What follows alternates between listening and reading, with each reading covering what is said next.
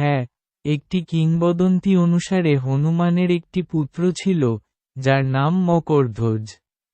এই কিংবদন্তি অনুসারে, যখন হনুমান রাম ও লক্ষ্মণকে উদ্ধারের জন্য পাতাল লোকে যান, তখন তিনি মকরধ্বজ নামে এক শক্তিশালী প্রহরীর সাথে দেখা করেন, যে নিজেকে হনুমানেরই পুত্র বলে পরিচয় দেয়।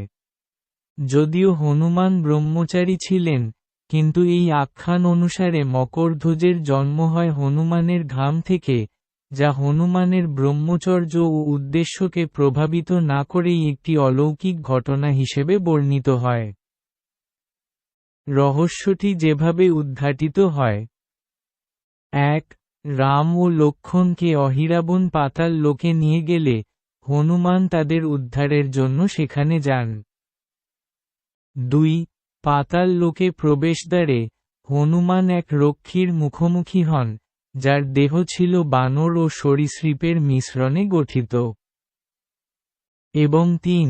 এই রক্ষী নিজেকে হনুমানের পুত্র মকরধ্বজ বলে পরিচয় দেন। মকরধ্বজের জন্মের ব্যাখ্যা।